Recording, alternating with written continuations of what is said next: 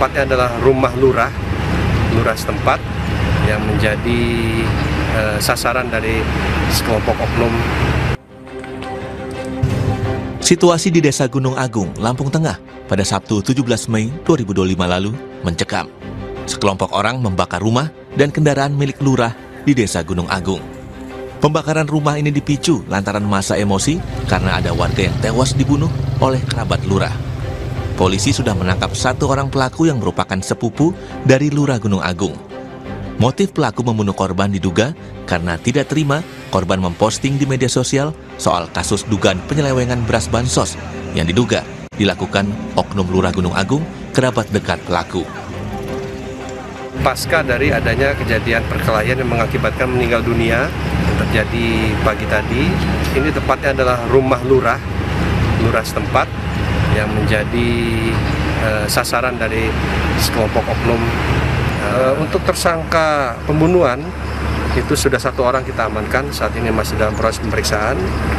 Alhamdulillah saksi-saksi sudah kita himpun dan barang bukti juga sudah kita kumpulkan. Situasi di Desa Gunung Agung kini telah kondusif.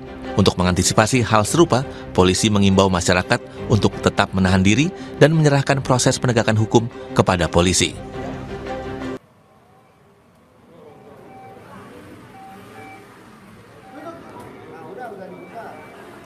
Inilah detik-detik petugas Damkar Jakarta Selatan yang berusaha membuka pintu lift untuk mengevakuasi 5 anak dari dalam lift di tempat ibadah di kawasan Kebayoran Baru, Jakarta Selatan. Peristiwa bermula saat kelima anak hendak beribadah, namun tiba-tiba lift bermasalah.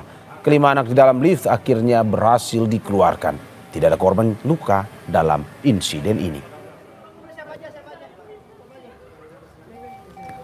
Memang kondisinya pada saat itu pelapor menelpon Sub-CC dengan kondisi yang cukup panik. Dia menyatakan bahwa korban sudah kesulitan bernapas. Nah, dengan begitu kita langsung segera merapat menuju ke TKP. Ternyata pihak gereja sudah melakukan sebuah upaya membuka pintu lift secara paksa.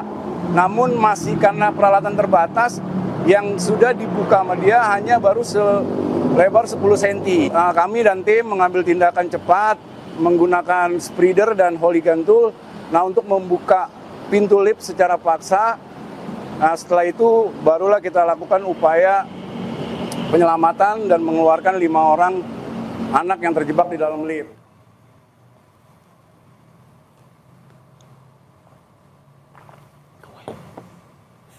Dalam rekaman CCTV ini terlihat ambulans yang membawa pasien tiba-tiba keluar jalur dan jatuh ke belakang rumah warga. Sopir hilang konsentrasi karena pasien rujukan dari Puskesmas Wajo itu berteriak kesakitan saat hendak dirujuk ke rumah sakit. Warga sekitar langsung mengevakuasi pasien tersebut menggunakan mobil bak terbuka menuju RSUD Palagi Mata.